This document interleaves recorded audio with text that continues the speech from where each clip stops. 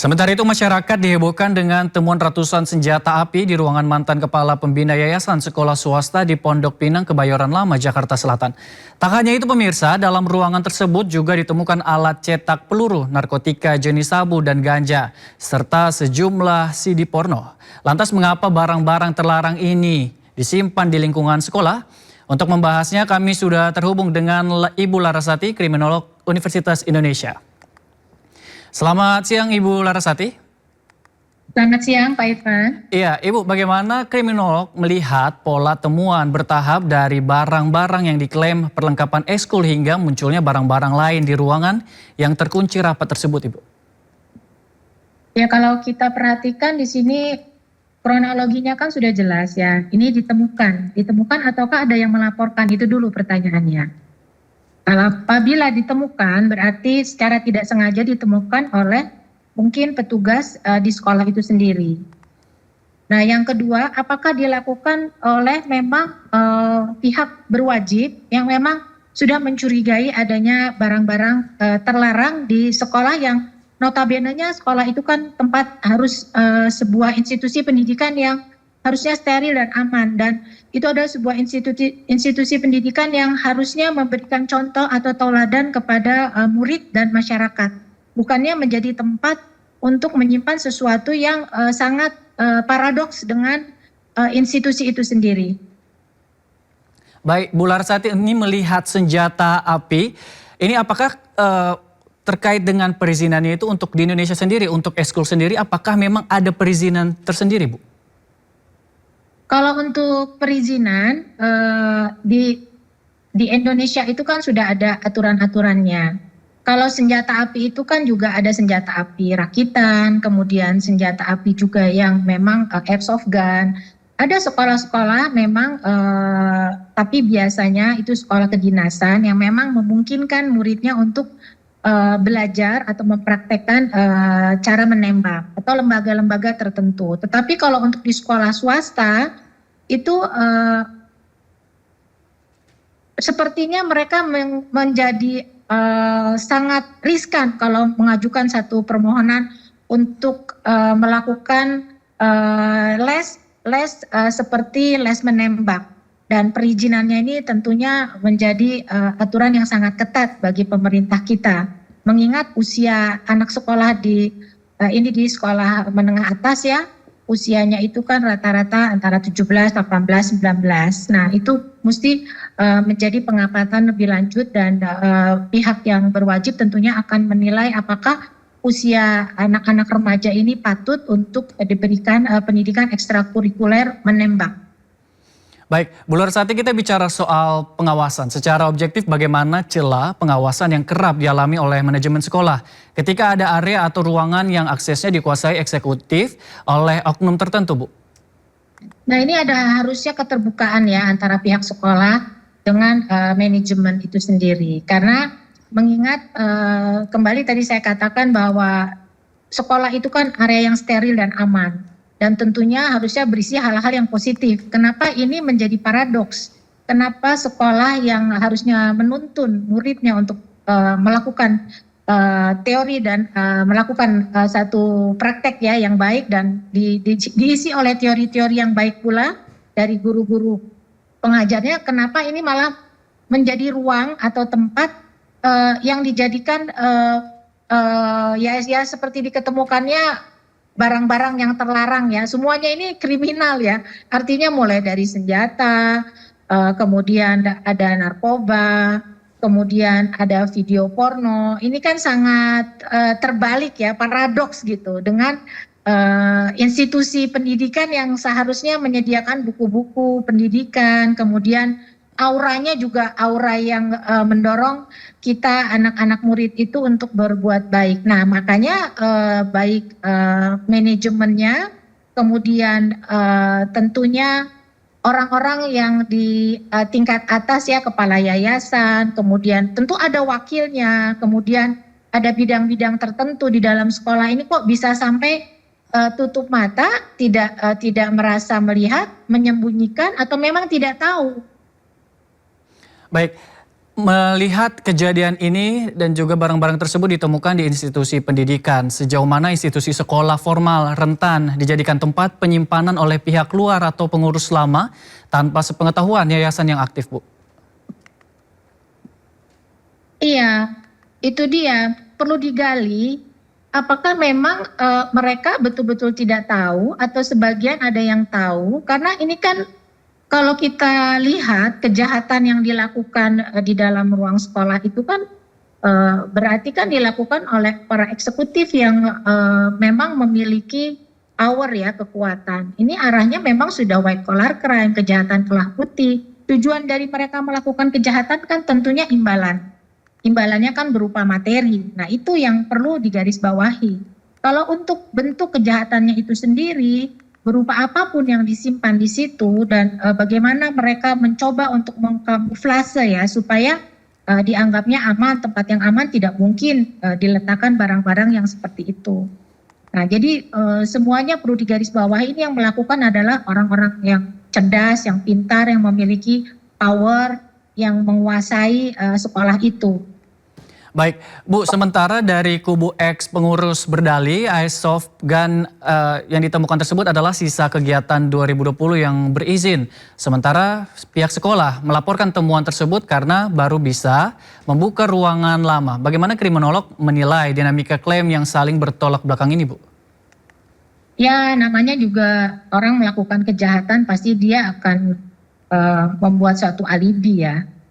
Maksud saya, kalaupun yang pelakunya itu satu orang, dia akan membuat sebuah alibi. Juga pihak sekolah kan akan membuat alibi. Artinya mereka juga nggak mau dipersalahkan kalau memang mereka tidak mengetahui, tetapi berarti sosial kontrolnya nggak ada ya. Artinya seharusnya untuk era yang sekarang ini kan ada CCTV. Kemudian pastinya kan itu sudah menjadi rutinitas di sebuah sekolah, baik sekolah negeri maupun sekolah swasta, itu mereka melakukan pembenahan ya. Artinya bersih-bersih, mungkin dicat, mungkin dibongkar, mungkin dirapikan, direnovasi pada saat anak-anak libur sekolah. Apakah iya selama sekian tahun mereka tidak pernah melakukan kegiatan bersih-bersih tersebut? Nah, dengan tanda kutip bersih-bersihnya itu adalah kebersihan, kemudian penempatan barang-barang, mungkin barang-barang, apalagi senjata api yang tentunya kita semua tahu itu sangat berbahaya ya, baik bagi murid sendiri maupun bagi masyarakat di sekitarnya. Kan sudah banyak kejadian di negara-negara maju, mereka mempergunakan senjata untuk malah saling melakukan tindakan-tindakan kriminal ya di dalam sekolah maupun di luar sekolahnya. Apakah ia sebegitu beraninya pihak sekolah menyimpan barang yang notabene-nya sangat berbahaya ya di dalam sekolahnya sendiri gitu. Apakah itu sebuah kesengajaan atau ketidaktahuan? Ini mesti didalami lebih lanjut. Baik. Terkait dengan penemuan senjata api untuk proses hukum ke depan, Bu, seperti apa proses tracking dan tracing atas kepemilikan senjata ini, Bu? Saya rasa kalau pertanyaan itu akan dijawab oleh pihak-pihak yang terkait ya, karena itu sangat riskan ya untuk saya sampaikan, sebab itu kan senjata ada yang membuat, berarti kan ada nomor serinya, kemudian diberikannya kepada siapa, pertanggungjawabannya seperti apa. Apabila sudah tidak dipergunakan, toh harus ada perizinan yang berkelanjutan. Artinya setiap berapa tahun itu harus diperpanjang. Apakah iya 995 pucuk senjata, katakanlah itu ada airsoft gun atau senjata rakitan atau senjata resmi, itu kan harus ada izinnya yang diperpanjang. Kemudian kalaupun tidak dipakai lagi, berarti kan harus dikembalikan kepada yayasan atau pemilik senjata itu sendiri. Artinya kalau memang dimiliki oleh orang per orang, berarti orang per orang itu yang bertanggung jawab. Kalau memang yayasan, berarti yayasan yang bertanggung jawab. Nah, kemudian dikembalikannya kepada siapa? Katakanlah oleh perusahaan-perusahaan yang memang merakit senjata itu. Nah, kalau sampai dibiarkan bertahun-tahun, kemudian tidak dipakai juga, kita mesti cek apakah memang ada ekstrakurikuler itu tidak. Apakah ini hanya sekedar alibi dicek kembali. Kemudian jumlah pesertanya, apakah ia 999 senjata, berapa siswa yang bersekolah di situ, dan berapa siswa yang mengikuti kegiatan ekstrakurikuler.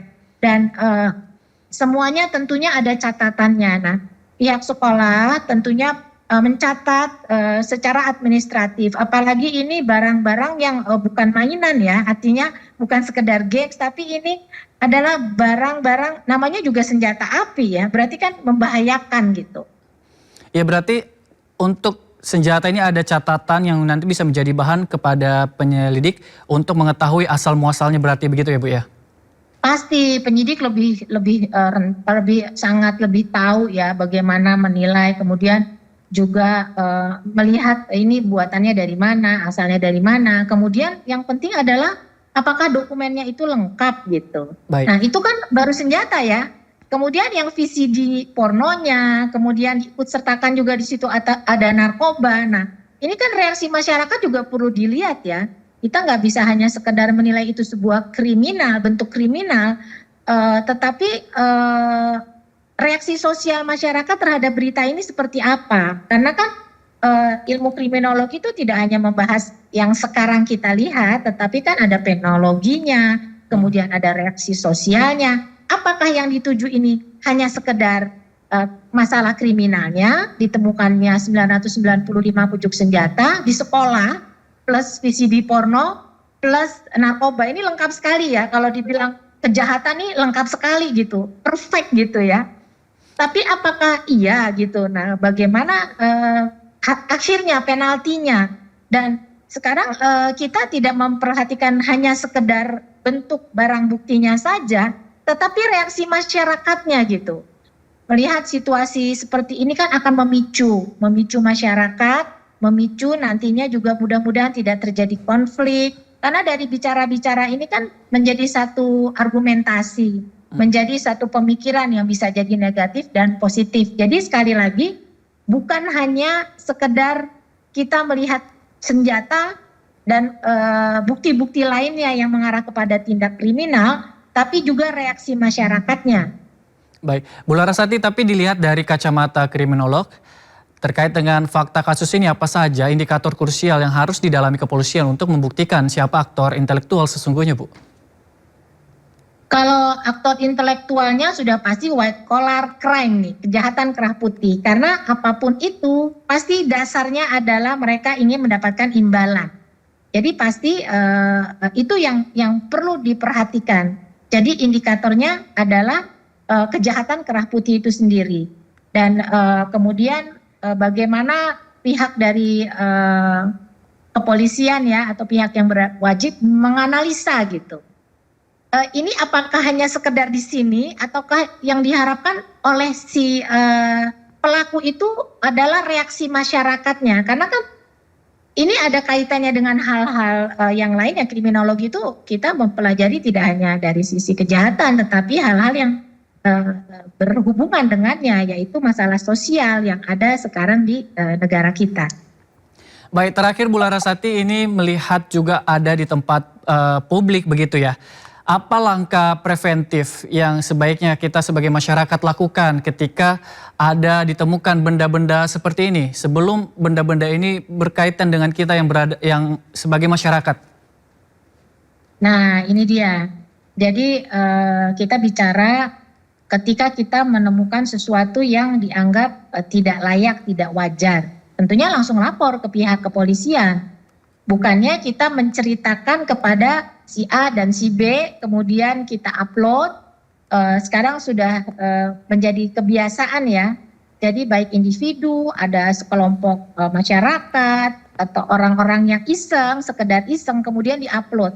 Nah, ini yang membahayakan karena kita nggak tahu persis gitu. Nah, tindakan preventifnya adalah memberikan sosialisasi kepada masyarakat, terutama kepada anak-anak kita ya, sebagai lembaga pendidikan juga mesti concern untuk ketika kita menemukan sesuatu itu ya kita wajibnya melapornya kepada pihak kepolisian, bukannya kita bercerita gitu atau bergunjing. Nah ini sekarang kalau lihat di media hasilnya itu adalah banyak sekali yang diolah ya, sehingga ini menjadi bukannya preventif jadinya. Ini udah kejadian ini sudah terlanjur terjadi. Nah, preventifnya memang untuk kedepannya kita harus hati-hati karena ini kan jadi bahan pembicaraan yang juga tidak baik. Kasihan juga di sekolahnya, juga kan anak-anak sekolah itu kan jadi ada rasa ketakutan dan mencekam ya, kok ada sesuatu yang tidak layak di dalam sekolahnya. Baik, terima kasih Bu Larasati telah bergabung bersama kami di Sindo News. Selamat menjalankan aktivitas, selamat selalu. Terima kasih.